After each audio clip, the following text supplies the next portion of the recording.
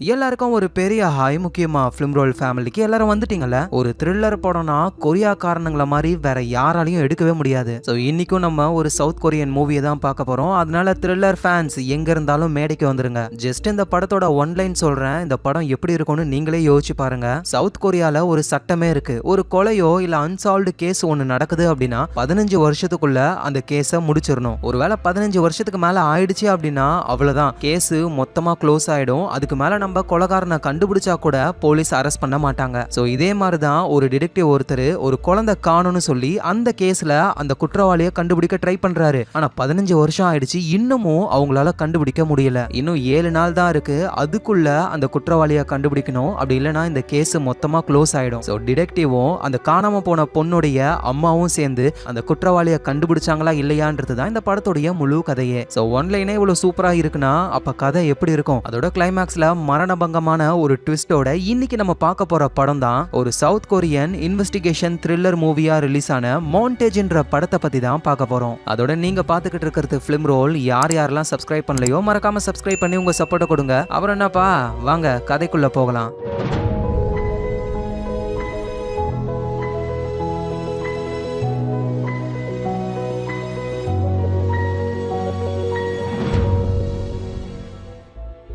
இவரோட பேரு தான் டிடெக்டிவ் சியாங். ஸோ அதனால நம்ம இவரை டிடெக்டிவ்னே கூப்பிடலாம். டிடெக்டிவும் அவரோட ஃப்ரெண்டும் ஒரு வீட்டுக்கு போறாங்க. காலிங் பெல் அடிக்கிறாங்க. ஒரு லேடி கதவை ஓபன் பண்றாங்க. அவங்களோட பேரு ஹா. நம்ம டிடெக்டிவும் அவரோட ஃப்ரெண்டும் ஹாவோடைய வீட்டுக்குள்ள போறாங்க. அங்க நிறைய கேஸ் ஃபைல்லாம் இருக்கு. அது எல்லாத்தையும் பார்க்க ஆரம்பிக்கிறாங்க. ஆக்சுவலா இங்க என்ன நடக்குதுன்னா, இந்த லேடி ஹா இருக்காங்கல்ல, அவங்களோட பொண்ணு 15 வருஷத்துக்கு முன்னாடி காணாம போயிட்டாங்க. யாரோ ஒருத்தன் கடத்திட்டான். ஸோ அந்த கேஸ் நம்ம டிடெக்டிவ்க்கு வந்திருக்கோம். அவரும் கண்டுபிடிக்க ட்ரை பண்ணாரு. நிறைய விஷயங்கள் நடந்தது. ஆனா அது சொதப்பி ஹாவுடைய பொண்ணு அந்த கில்லர் கொன்னுட்டு அவனும் தப்பிச்சு போயிட்டான். எங்க இருக்கான்னு கண்டுபிடிக்கவே முடியல. அதுக்கப்புறம் நம்ம டிடெக்டிவ் நிறைய வேலைகள்லாம் பண்ணிட்டு ரொம்ப வருஷங்கள் கழிச்சு இப்ப ஹாவை பார்க்க வந்திருக்காரு. இத்தனை வருஷங்கள்ல ஹா இருக்காங்கல்ல, அவங்க பொண்ணோட கொலைய பத்தியும் அந்த குற்றவாளியை பத்தியும் நிறைய எவிடன்ஸை கலெக்ட் பண்ணி வச்சிருக்காங்க. அதை தான் நம்ம டிடெக்டிவும் அவரோட ஃப்ரெண்டும் பார்த்துக்கிட்டு இருக்காங்க. அப்படி ஒரு டேப் கிடைக்குது. அந்த டேப்பை டிடெக்டிவ் உடைய ஃப்ரெண்டு டேப் ரெக்கார்டர்ல போட்டு பாக்குறாரு. அதுல அந்த குட்டி பொண்ணு அலற மாதிரிலாம் சவுண்ட் கேக்குது. உடனே அதை எடுத்துடுறாரு. அப்புறம் ஹாவும் அங்க வராங்க. டிடெக்டிவ் கிட்ட ஏதாவது இம்ப்ரூவ்மெண்ட் கிடைச்சதா, அந்த குற்றவாளியை கண்டுபிடிச்சிங்களா இல்லையா அப்படின்னு கேட்கும் பொழுது அது வந்து ஹா, நாங்க வந்ததே வேற ஒரு விஷயமா தான், அது எப்படி சொல்றதுன்னு எனக்கு தெரியலன்னு அப்படியே ஒரு மாதிரி சோகமா இருக்காரு டிடெக்டிவ்.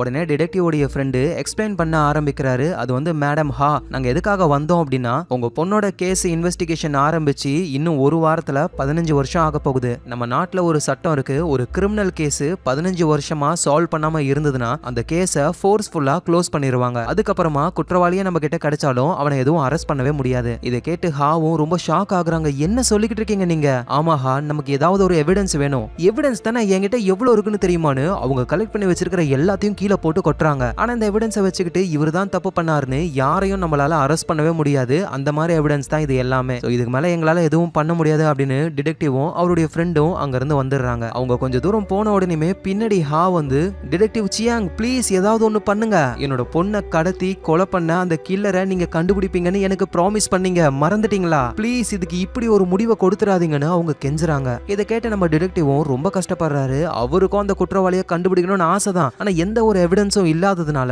அவரால் ஒன்னும் பண்ண முடியல. அதனால அப்படியே சோகமா ஒரு ஹைவேக்கு போறாரு டிடெக்டிவ். ஏன்னா அந்த இடத்துல தான் ஹாவுடைய பொண்ணு இறந்து போனாங்க. இங்க ஏதோ ஒரு சம்பவம் நடந்திருக்கு. அந்த சம்பவங்களும் நம்ம டிடெக்டிவுக்கு விஷுவல் மாதிரி வந்துட்டு போகுது. அந்த இடத்துல அவர் நல்லா ஒத்து பார்க்கும்போது தான் ஒரு ஃப்ளவர் ஒன்னு இருக்கு. டிடெக்டிவ்க்கு புரியல, இது ஹைவே, கண்டிப்பா காரை நிப்பாட்டி யாரோ ஒருத்தங்க வேணும்னே தான் வச்சுட்டு போயிருக்காங்க. இது ஹாவுடைய பொண்ணு இறந்து போன இடம். ஒருவேளை ஹா தான் அதை வச்சிருப்பாங்களோன்னு உடனே கால் பண்ணி ஹா கிட்ட கேக்குறாரு. ஆனா அவங்க என்ன சொல்றாங்கன்னா, அந்த இடத்துக்கு நான் வந்தாலே என்னோட பொண்ணு ஞாபகம் ரொம்ப அதிகமா வருது. அதனால நான் அந்த இடத்துக்கு போகவே இல்ல, போய் பல வருஷங்கள் ஆகுதுன்னு சொல்றாங்க. அந்த சின்ன பொண்ணு இறந்து போன அந்த இடத்த பத்தி நம்ம டிடெக்டிவ்க்கு தெரியும், அந்த பொண்ணோட அம்மா ஹாக்கு தெரியும், அப்புறம் இந்த கொலைய பண்ண அந்த கில்லருக்கு தெரியும். நம்ம டிடெக்டிவ் வைக்க வாய்ப்பு இல்ல, ஹாவும் வைக்கலன்னு சொல்லிட்டாங்க. அப்படின்னா அந்த கில்லர் தான் அதை வச்சிருக்கணும் அப்படின்னு டிடெக்டிவ் புரிஞ்சுக்கிறாரு. அந்த ஃப்ளவர் ஃப்ரெஷ்ஷாவும் இல்ல, லைட்டா வாடி போயிருக்கு. அப்படின்னா எப்படியும் ஒரு 10-15 மணி நேரத்துக்கு முன்னாடி அந்த கில்லர் இந்த ஃப்ளவர் எங்க வச்சிருக்கணும். அப்படின்னா நடு ராத்திரி.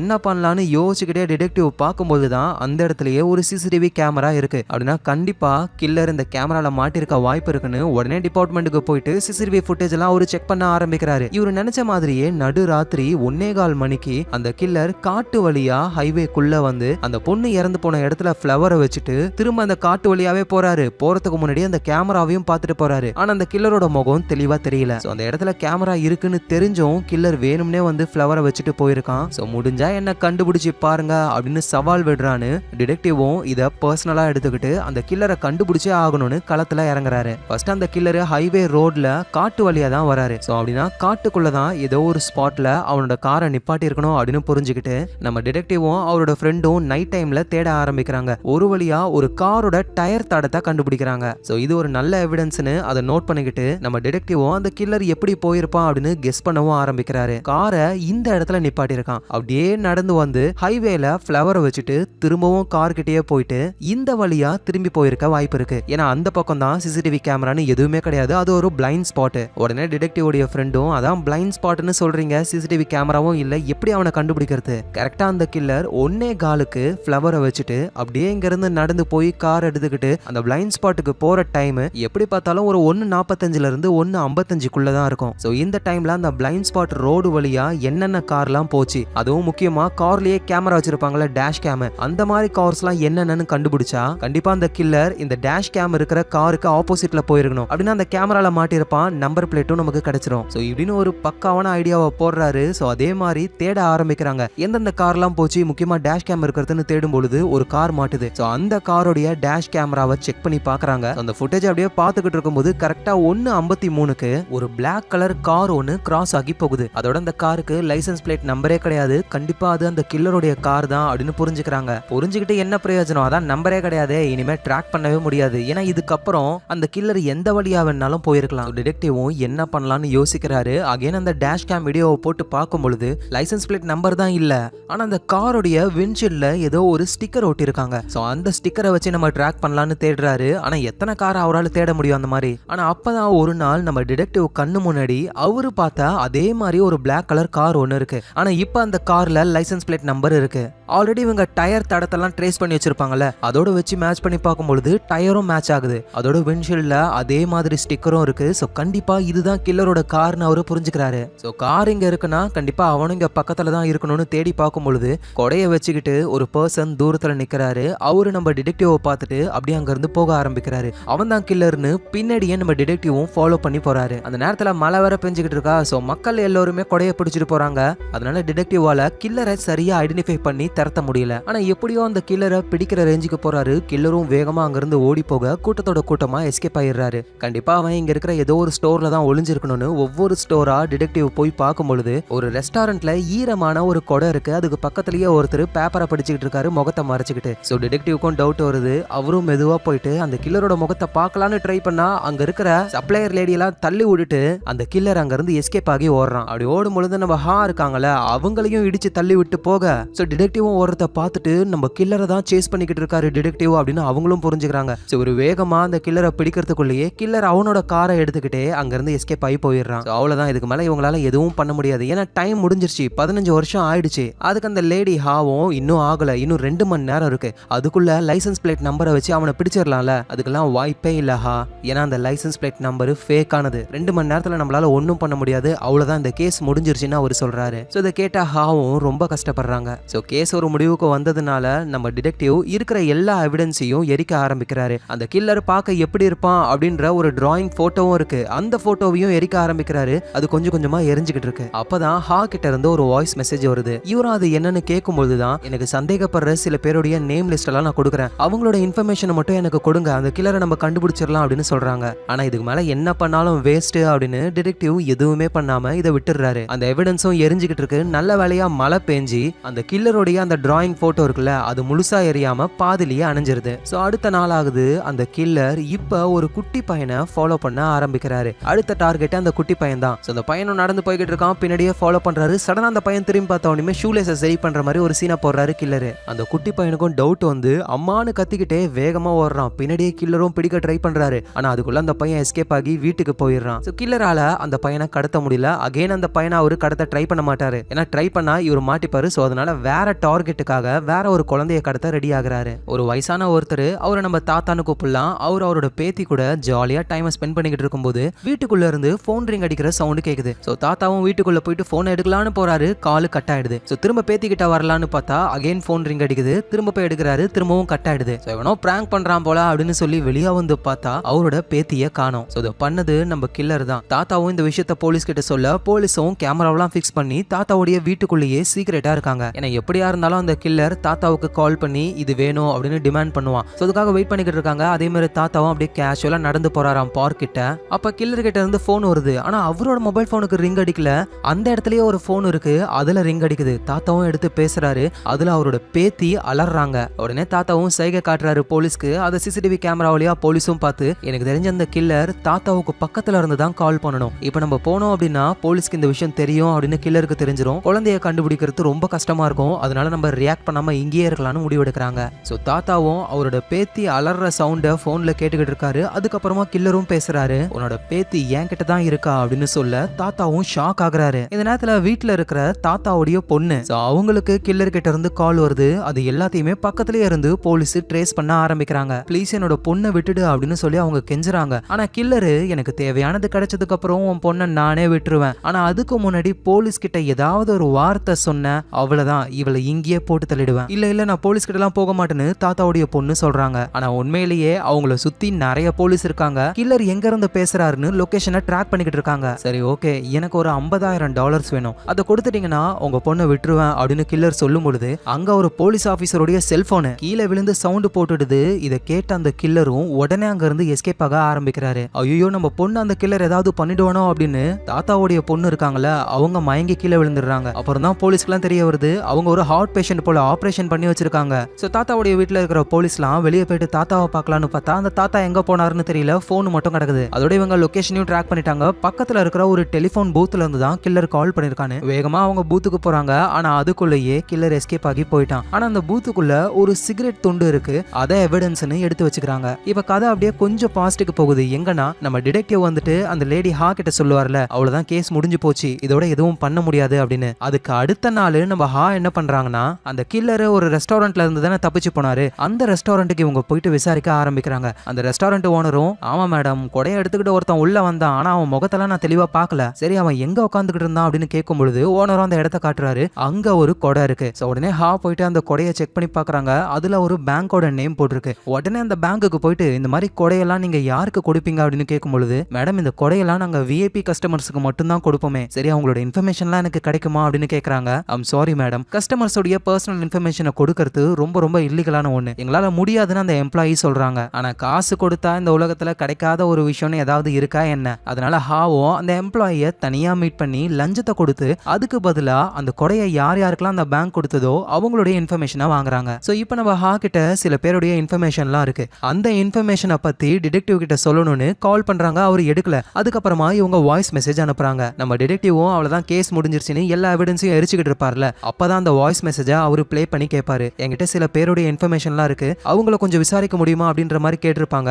ஆனா எல்லாமே முடிஞ்சிருச்சு, இதுக்கு மேல எது பண்ணாலும் வேஸ்ட் அப்படின்னு சொல்லி அந்த வாய்ஸ் மெசேஜை இவரு கண்டுக்கவே மாட்டாரு. ஆனா அந்த ஹா வந்து விடாம அந்த நேம்ல இருக்கிற அட்ரஸுக்குலாம் 1 by 1 போக ஆரம்பிக்கிறாங்க. அப்படிதான் ஒரு வீடு பால் அடைஞ்சு போயிருக்கு. அந்த வீட்டுல போய் செக் பண்ணி பார்க்கும் பொழுது அந்த கில்லரு எப்படா 15 வருஷம் ஆகும் இந்த கேஸை க்ளோஸ் பண்ணுவாங்கன்னு வெயிட் பண்ற மாதிரி கேலண்டர்ல எக்ஸ் மார்க்லாம் போட்டு கேஸ் கரெக்டா முடிகிற அந்த நாள ரவுண்ட் போட்டு வச்சிருக்காரு. சோ ஹா வந்து அந்த கொலைகாரனை கண்டுபிடிச்சிட்டாங்க. பார்த்தா அந்த கொலைகாரனும் வெளியே தான் இருக்கான். இவங்களும் அட்டாக் பண்ற மாதிரியே போறாங்க. ஆனா இவங்களுக்கு ரொம்ப பயமாகுது. அந்த கொலைகாரன் அங்க இருந்து போயிடுறான். சோ இப்படி ஒரு விஷயம் நடக்குது. இந்த விஷயத்தை பத்தி அவங்க டிடெக்டிவ் கிட்ட எதுவுமே சொல்லவே இல்லை. இப்ப கதை அப்படியே பிரசன்ட் டைமுக்கு வருது. எங்க தாத்தாவோட பேத்திய கண்டுபிடிக்கணும்னு போலீஸ்லாம் ட்ரை பண்றாங்க. நம்ம எது பண்றதா இருந்தாலும் சீக்கிரமா பண்ணணும். அந்த தாத்தா வேற காணோம், அவர் எங்க போனாருன்னு தெரியல. அதோட தாத்தாவோட பொண்ணு அவங்க ஹார்ட் பேஷண்ட், குழந்தை கிடைக்கலன்ற ஏக்கத்திலேயே அவங்க இறந்து போகவும் வாய்ப்பு இருக்கு. சோ நமக்கு டைமே இல்ல, ஃபாஸ்டா எதுவா இருந்தாலும் பண்ணணும் அப்படின்னு சொல்லி போலீஸும் அவங்களால என்ன முடியுமோ அந்த வேலையை பண்ணிக்கிட்டு இருக்காங்க. இந்த நேரத்துல கில்லர் ஒரு ட்ரக்கை வச்சிருக்காரு. அந்த ட்ரக்குக்குள்ள ஒரு பொட்டி, அந்த பொட்டிக்குள்ளதான் கடத்தப்பட்ட அந்த பொண்ணு இருக்கா. கில்லர் வண்டியை ஓட்டிக்கிட்டு போகும் பொழுதே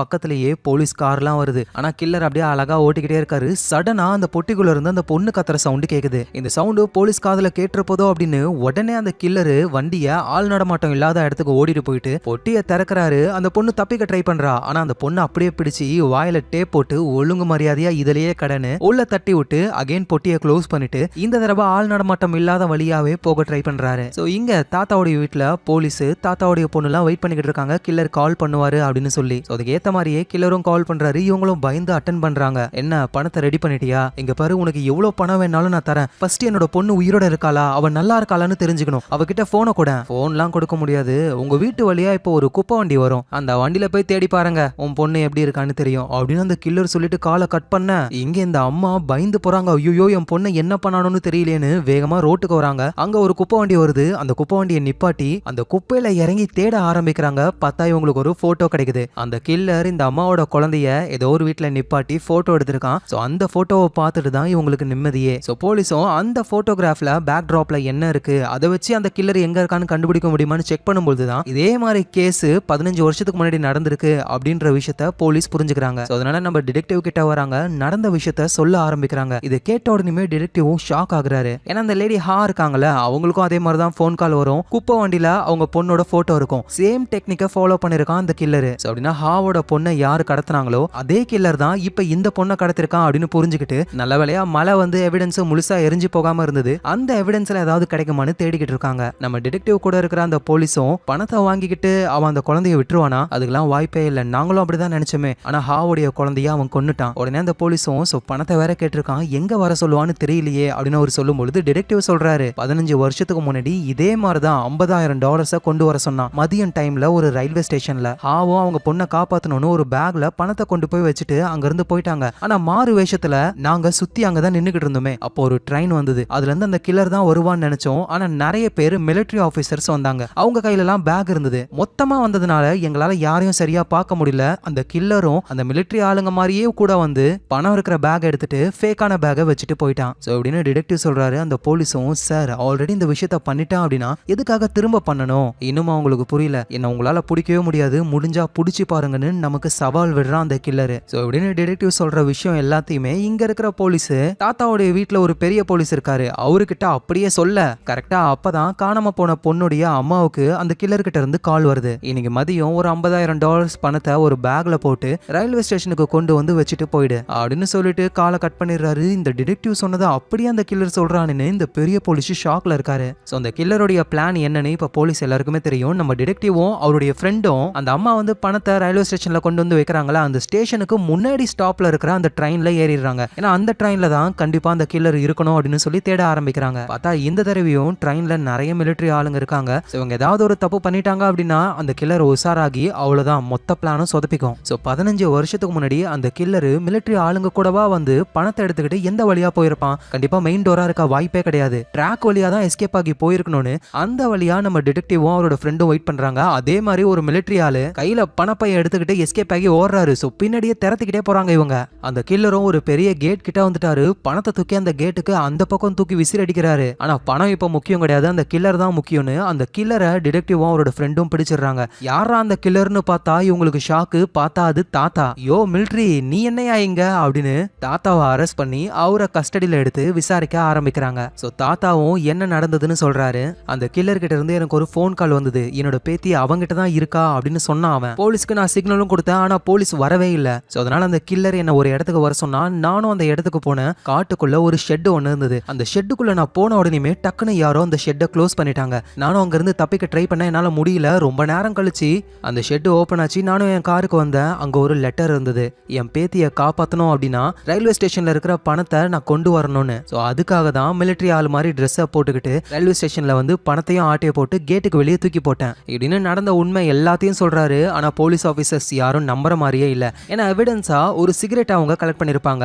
அதுல யாரோட கைரேகை இருக்குன்னா நம்ம தாத்தாவோட கைரேகை தான் இருக்கு. அதோட அந்த கில்லர் வந்து பேசியிருப்பார்ல, அந்த வாய்ஸ் ரெக்கார்டு எல்லாமே தாத்தாவோட வாய்ஸோட பர்ஃபெக்டா அந்த மாடுலேஷன்லாம் மேட்ச் ஆகுது. அதோட அவரோட பேத்தி காணாம போன உடனேயுமே போலீஸ்க்கு ரொம்ப நேரம் கழிச்சு தான் அவரு சொன்னாரு. சோ இதுல இருந்தே இந்த தாத்தா தான் குற்றவாளி அப்படின்னு போலீஸ் அவரை அரெஸ்ட் பண்ற ரேஞ்சுக்கு போறாங்க. ஆனா நம்ம டிடெக்டிவ்க்கு தெரியும் தாத்தா எந்த தப்பும் பண்ணல, கில்லர் வேற ஒருத்தன் அப்படின்னு. ஏன்னா தாத்தா தான் உண்மையான கில்லர் அப்படின்னா அவரு பணத்தை கேட்டுக்கு வெளியே தூக்கி போடணுன்ற அவசியமே கிடையாது, அவர் எஸ்கேப் ஆகி போயிருக்கலாம். அதோட இதே டெக்னிக்கை கில்லர் 15 வருஷத்துக்கு முன்னாடி பண்ணிருக்கான். இது ஒர்க் அவுட் ஆகாதுன்றது அவனுக்கு தெரியும். சோ தாத்தாவா இருக்க வாய்ப்பு கிடையாது. ஆனா தாத்தாவோட ஃபிங்கர் பிரிண்ட் இருக்கிற அந்த சிகரெட் எப்படி அந்த பூத்துக்கு வந்தது, அந்த பூத்துல அந்த சிகரெட்டை தவிர வேற எங்கேயுமே எந்த ஒரு ஃபிங்கர் பிரிண்ட்டும் கிடையாது அப்படின்னா கில்லர் கையில கிளவுஸ போட்டுக்கிட்டு இருக்கணும். ஒருவேளை அது தாத்தாவா இருந்தா சிகரெட் பிடிக்கும் பொழுதும் கிளவுஸோட தானே பிடிச்சிருப்பாரு, அவருடைய ஃபிங்கர் பிரிண்ட் சிகரெட்ல வந்திருக்கும். சோ அதனால தாத்தாவை மாட்ட வைக்கணும் அப்படின்ற மைண்ட் செட்டோட தான் அந்த கில்லர் இது எல்லாத்தையும் பிளான் பண்ணிருக்கான் அப்படின்னு நம்ம டிடெக்டிவ் புரிஞ்சுக்கிறாரு. இந்த விஷயத்த போலீஸ் கிட்ட சொல்லலாம்னு பார்த்தா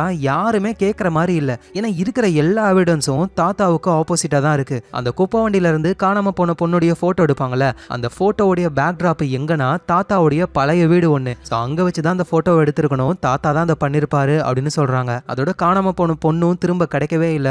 கேஸ் ரொம்ப ஸ்ட்ராங் ஆயிடுச்சு, தாத்தாவை அரெஸ்ட் பண்ண ஆரம்பிக்கிறாங்க. ஆனா நம்ம டிடெக்டிவ் விடாம இப்ப அந்த கில்லர் பேசின ஆடியோவையும் 15 வருஷத்துக்கு முன்னாடி அதே கில்லர் பேசின ஆடியோவையும் ரெண்டுத்துல என்ன சிமிலரா இருக்கு, என்ன வேற மாதிரி இருக்குன்னு ஒரு ஆடியோ ஸ்பெஷலிஸ்ட் கிட்ட போய் கொடுக்கறாரு. அவரு செக் பண்ணி பார்த்துட்டு, சார் இது ரெண்டுமே ஒரே ஆடியோ தான், என்ன 15 வருஷத்துக்கு முன்னாடி இருந்த ஆடியோ நம்ம டேட்டா பேஸ்ல இருக்கிறது கிளியரா இருக்கு, இப்ப பேசின அந்த கில்லரோட ஆடியோ கொஞ்சம் இறைச்சலா இருக்கு, அவ்வளவுதான். ஏன் அந்த மாதிரி இறைச்சல் வந்திருக்கும்? மேபி அந்த கில்லர் வந்து அந்த பழைய ஆடியோவையே திரும்ப டேப்ல வச்சு யூஸ் பண்ணிருக்கலாம். எதை வச்சு சொல்றேன்னா, பேசுற சவுண்ட் எல்லாமே ஆடியோ ரொம்ப குவாலிட்டி கம்மியா இருக்கு, பின்னாடி வண்டி போற சவுண்ட்லாம் கிளியரா இருக்கு. அப்படின்னா 15 வருஷத்துக்கு முன்னாடி இருந்த ஆடியோவையே இப்ப புதுசா அந்த கில்லர் யூஸ் பண்ணிருக்கான். சோ இப்பதான் டிடெக்டிவ்க்கும் தோணுது, 15 வருஷத்துக்கு முன்னாடி இவங்க ரெக்கார்ட் பண்ண ஆடியோ எல்லாமே போலீஸ் கிட்ட தான் இருக்கு. அந்த கில்லருக்கு எப்படி அது போச்சுன்னு யோசிக்கும் போதுதான் இந்த ஆடியோவுடைய காப்பி நம்ம ஹா கிட்டையும் இருக்கு. ஸ்டார்டிங்ல கூட ப்ளே பண்ணுவாரே குழந்தை கதருமே. சோ அப்படின்னா அந்த கில்லருக்கும் ஹாவுக்கும் ஏதோ ஒரு சம்பந்தம் இருக்குன்னு வேகமா ஹாவுடைய வீட்டுக்கு போறாரு. பார்த்தா அந்த தாத்தாவுடைய பேத்தி ஹா கூட தான் இருக்காங்களே. இங்க என்னதான் நடக்குது, ஹா நீ தான் உண்மையிலே கில்லரா அப்படின்னு இவரு கேட்கும் பொழுது ஹாவும் நடந்த எல்லா விஷயத்தையும் சொல்றாங்க. ஆக்சுவலா ஹா வந்து அந்த கொடை மூலியமா பேங்க்குக்கு போய் பேங்க்ல இருந்து சில நேம் எல்லாம் கண்டுபிடிச்சு அந்த நேமை ட்ராக் பண்ணி போகும்பொழுது கில்லருடைய வீட்டை அவங்க கண்டுபிடிச்சிருவாங்க. அந்த வீட்டுல கில்லரு 15 வருஷம் எப்படா ஆகும்னு வெயிட் பண்ணிக்கிட்டு இருந்த மாதிரி நிறைய மார்க்கிங்ஸ்லாம் இருக்கு. ஆக்சுவலா அது யாரோட வீடுனா தாத்தாவுடைய வீடு தான். அப்படின்னா இந்த தாத்தா தான் நம்ம பொண்ணை கடத்திருக்காரு அப்படின்னு ஹாவும் புரிஞ்சுக்கிறாங்க. சடனா அந்த இடத்துக்கு அந்த தாத்தா வராரு. நல்லவேளை அவர் உள்ள வரல, ஹாவும் கொல்றதுக்குலாம் ரெடியா இருந்தாங்க, ஆனா அவங்களாலையும் முடியல. அப்புறம் அந்த தாத்தா அங்க இருந்து போறாரு. அவரோட பொண்ணு பேத்தி கூடன்னு சந்தோஷமா ஒரு டைமை ஸ்பெண்ட் பண்றாரா. இதை நம்ம ஹாவும் பாக்குறாங்க. நம்ம பொண்ணை இழந்துட்டு நம்ம இவ்வளவு கஷ்டப்படுறோம், ஆனா நம்ம பொண்ணை கடத்தி கொன்ன அந்த தாத்தா ரொம்ப சந்தோஷமா இருக்கானேன்னு நம்ம ஹா தான் பிளான் போடுறாங்க. கரெக்டான நேரமா பார்த்து அந்த தாத்தாவுடைய பேத்தியை கடத்தினது நம்ம ஹா தான். 15 வருஷத்துக்கு முன்னாடி அந்த தாத்தா என்னென்ன வேலை பண்ணாரோ அது எல்லாத்தையுமே இப்போ நம்ம ஹா பண்றாங்க. சோ தாத்தாவை ஒரு இடத்துக்கு வர வச்சு ஒரு ஷெட்ல போட்டு அடைக்கிறாங்க. அந்த கேப்ல அந்த குழந்தைய கூட்டிட்டு போயிட்டு தாத்தா என்ன காப்பாட்டுங்க அப்படின்ற மாதிரிலாம் ரெக்கார்டிங் பண்ண வச்சு அப்புறம் அந்த தாத்தாவுடைய பழைய வீட்டுக்கு போயிட்டு போட்டோவையும் எடுக்கிறாங்க. அப்புறம் பணத்தை எடுக்கணும்ல, அதை அந்த தாத்தாவையே பண்ற மாதிரி லெட்டர் எல்லாம் எழுதி வச்சதும் ஹா தான். அப்புறம் தாத்தாவோட ஃபிங்கர் பிரிண்ட் இருக்கிற சிகரெட்னு பக்காவா எல்லாத்தையும் செட் பண்ணி வச்சு இப்ப தாத்தாவை மாட்டி விட்டு அவரு ஜெயிலுக்கு போயிட்டாரு. சோ இப்படின்னு ஹா நடந்த எல்லா விஷயத்தையும் சொல்றாங்க. டிடெக்டிவ் கடுப்பாகிறாரு. அதுக்காக நீ இந்த குழந்தைய கடத்திடுவியா? இப்ப நீ அந்த குழந்தைய என்ன பண்ண போற? நீயும் கொல்ல போறியா? இங்க பாரு, நான் ஒன்னும் அந்த மாதிரி பண்ண மாட்டேன். அவன் ஜெயில தண்டனை அனுபவிக்கட்டும், 10-15 வருஷம் போகட்டும், அது வரைக்கும் அந்த குழந்தை என்கிட்ட தான் இருக்கும். லூசு மாதிரி பண்ணாதா, நீ பண்றதும் இப்ப பெரிய தப்பு. ஒழுங்கா அந்த குழந்தைய கொடுத்துரு. குழந்தைய காணோன்னு இந்த பொண்ணோட அம்மா எவ்வளவு கஷ்டப்படுவாங்க, அவங்க கிட்ட கொண்டு போய் சேர்க்கலாம். ஆனா ஹா வேணான்னு சொல்றாங்க. ப்ளீஸ் டிடெக்டிவ், நான் சொல்றதை கேளுங்க. குழந்தை திரும்ப அவங்க வீட்டுக்கே போயிடுச்சுன்னா தாத்தா கடத்தலன்ற விஷயம் தெரிஞ்சிடும். அப்புறம் அவரை ரிலீஸ் பண்ணிடுவாங்க. என் பொண்ணை கொன்னதுக்காக அவன் தண்டனையை அனுபவிச்சே ஆகணும் அப்படின்னு இவங்க சொல்றாங்க. சோ நம்ம டிடெக்டிவும், உனக்கு என்ன, இப்ப அவன் தண்டனை அனுபவிக்கணும் அவ்வளவுதானே, குழந்தைய என்கிட்ட அனுப்பிவிடு, அவனுக்கு எப்படி தண்டனையை வாங்கி கொடுக்கணும்னு எனக்கு தெரியும்னு சொல்லி நேரா ஒரு ஜெயிலுக்கு போயிட்டு தாத்தாவை மீட் பண்றாரு. சோ தாத்தா கிட்ட டிடெக்டிவும், எதுக்காக உன்னோட பேத்தியவே நீ கடத்தின? எங்க பாருங்க ஆபீசர், நான் திரும்பவும் சொல்றேன், என்னோட பேத்திய நான் கடத்தவே கிடையாது. சரி ஓகே, நீங்க சொல்றத நான் நம்புறேன். ஆனா 15 வருஷத்துக்கு முன்னாடி ஹான்ற ஒரு லேடியோடைய பொண்ணை கடத்தினீங்களே, அது நீங்க தானே அப்படின்னு சொல்ல தாத்தா தடுமாறுறாரு. எனக்கு தெரியும் ஐயோ, எந்த அளவுக்கு எங்களை சுத்த விட்டுட்ட. இப்ப பாரு, நீ பண்ண தப்புனால இப்ப உன்னோட பொண்ணும் பேத்தியும் கஷ்டப்பட்டுக்கிட்டு இருக்காங்க. ப்ளீஸ் ஆபீசர், எப்படியாவது என்னோட பேத்தியை கண்டுபிடிச்சிருங்க அப்படின்னு தாத்தா சொல்ல, கண்டுபிடிச்சிருங்களா? உன் பேத்தி என் கூட தான் இருக்காளே, என்ன சொல்றீங்க? அப்படின்னா என் பொண்ணு கிட்ட கொண்டு போய் சேருங்க. நான் ஏன் சேர்க்கணும்? நீ ரிலீஸ் ஆகுறதுக்கா? 15 வருஷத்துக்கு முன்னாடி நீ பண்ண தப்புக்கு தண்டனையை நீ அனுபவிச்சே ஆகணும். நீ உண்மையை ஒத்துக்கோ, உன்னோட பேத்திய உன் பொண்ணு கிட்ட கொண்டு போய் சேர்த்துறேன், என்ன சொல்ற அப்படின்னு கேட்க தாத்தாவும் ஓகேன்னு சொல்றாரு. நம்ம டிடெக்டிவும் அந்த கான்வர்சேஷனை ரெக்கார்ட் பண்ண ஆரம்பிக்கிறாரு. ஆக்சுவலா தாத்தா எதுக்காக நம்ம ஹாவோடைய குழந்தைய கடத்தணும் அப்படின்னா, தாத்தாவுடைய பொண்ணு இருக்காங்கல்ல, அவங்களுக்கு ஹார்ட்ல ஒரு பெரிய ப்ராப்ளம், ஆபரேஷன் பண்ணணும், அதுக்கு $50,000 ஆகும். சோ அவ்வளவு பணத்தை ஏற்பாடு பண்ண முடியாதுன்றதுனால அவரு ஹாவோடைய குழந்தைய கடத்தி $50,000 வேணும்னு சொல்லி டிமாண்ட் பண்றாரு. சோ இந்த மாதிரி மதியம் டைம்ல ரயில்வே ஸ்டேஷன்ல கொண்டு வந்து வச்சிருங்கன்னு சொல்றாங்க. நம்ம ஹாவும் போலீஸோட ஹெல்ப்பால ஃபேக் மணியை கொண்டு போய் வைக்கிறாங்க. சோ அதை தாத்தாவும் கஷ்டப்பட்டு எடுக்கிறாரு. பார்த்தா அது எல்லாமே ஃபேக் பணம். கடுப்பாகிறாரு. போன் பண்ணி ஹாவை மிரட்டுறாரு பயங்கரமா. உன் பொண்ணு உயிரோட உனக்கு வேணும்னா ஒழுங்கு மரியாதையா உண்மையான பணத்தை எடுத்துக்கிட்டு நான் சொல்ற இடத்துக்கு வா, போலீஸ்க்கு தகவல் கொடுக்காத அப்படின்னு சொல்லிடுறாரு. பயந்து போன ஹாவும் பணத்தை எடுத்துக்கிட்டு தாத்தா சொன்ன இடம், அந்த ஹைவே இருக்கும்ல, அந்த இடத்துல வந்து நிக்கிறாங்க. இந்த விஷயம் நம்ம டிடெக்டிவ்க்கும் தெரிய வந்து அவரும் வேகமா அந்த ஹைவேக்கு தான் வந்துகிட்டு இருக்காரு. சோ தாத்தாவும் ஹாக்கு கால் பண்ணி ஒரு பிளாஸ்டிக் பேக்னால உன் முகத்தை மூடிக்கோன்னு சொல்றாங்க.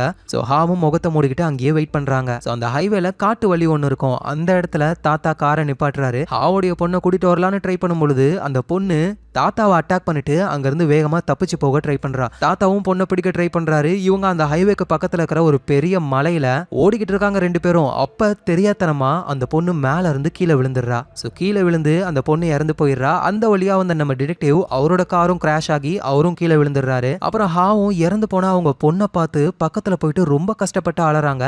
அந்த கேப்ல தாத்தா ஹாவுடைய கார்ல இருந்து பணத்தை எடுத்துக்கிட்டு அங்க இருந்து எஸ்கேப் ஆகி போறாரு. சோ அப்புறம் அந்த பணத்தை வச்சு தாத்தா அவரோட பொண்ணுக்கு ஆபரேஷன் பண்றாரு. அந்த பொண்ணுக்கு மேரேஜ் ஆகி குழந்தைலாம் பிறகுது. பேத்தியோட ரொம்ப சந்தோஷமா அவரோட டைமை ஸ்பெண்ட் பண்றாரு. ஆனா இருந்தாலும் தாத்தாவோட மனசுல ஒரு குழந்தைய கொன்னுட்டோமே அப்படின்ற ஒரு வருத்தம் இருந்துகிட்டே இருக்கு. அதோட தாத்தாவுக்கும் சில விஷயங்கள்லாம் தெரியும். 15 வருஷத்துக்குள்ள கேஸை க்ளோஸ் பண்ணிடுவாங்க அப்படின்னு புரிஞ்சுக்கிட்டு இறந்து போன அந்த பொண்ணோட இடத்துக்கு வந்து ஆளு அஞ்சலி செலுத்துற மாதிரி பூவெல்லாம் வைக்கிறாரு. அதை ட்ராக் பண்ணி தான் நம்ம டிடெக்டிவ் இந்த அளவுக்கு வந்து இப்ப தாத்தாவும் மாட்டிக்கிட்டாரு. இந்த விஷயத்தெல்லாம் தாத்தா ஒத்துக்கிட்டாரு. அவ்வளவுதான், அவரை ஜெயில பர்மனண்டா போட்டு அடைக்கிறாங்க. நம்ம டிடெக்டிவும் தாத்தாவோட பேத்திய அவளுடைய அம்மா கிட்டயே கொண்டு போய் சேர்க்கறாங்க. சோ பொண்ணு கிடைச்சதுல அவங்களுக்கு அவ்வளவு சந்தோஷம். இங்க நம்ம ஹாவும் ஒரு மரம் ஒண்ணு இருக்கு, அது கிட்ட போயிட்டு உன்னோட சாவுக்கு ஒரு வழியா நான் நீதியை வாங்கிட்டேன் அப்படின்னு சொல்லி அவங்க மனசும் கொஞ்சம் ஆறுதல் ஆகுது. இந்த இடத்துலயே மாண்டேஜ்ன்ற இந்த படம் முடியுது. சோ இந்த படத்தை பொறுத்த வரைக்கும் நம்ம ஒரு தப்பு பண்றோம் அப்படின்னா அதுக்கான தண்டனை கண்டிப்பா நமக்கு வந்தே தீரும். ஆனா இந்த காலகட்டத்துல அப்படிலாம் யாருக்கும் வர மாதிரிலாம் தெரியல. தப்பு பண்றவன் ஜாலியாவே இருக்கான், சாகுற வரைக்கும் ஜாலியா இருக்கான். எந்த தப்பும் பண்ணாதவங்க தான் ஒவ்வொரு நாளும் ஏதாவது ஒரு வகையில கஷ்டப்பட்டுக்கிட்டே இருக்காங்க. சரி, எது என்னவோ இந்த படம் கண்டிப்பா உங்க எல்லாருக்கும் பிடிச்சிருக்கும். மறக்காம சப்ஸ்கிரைப் பண்ணிக்கோங்க உங்க ஃபிலிம் ரோல. ஏன்னா உங்க எல்லாரோட சப்போர்ட்டும் தான் நம்ம ஃபிலிம் ரோலுக்கு வேணும். நாளைக்கு நம்ம வேற லெவல் மூவில பார்க்கலாம். Lots of love guys.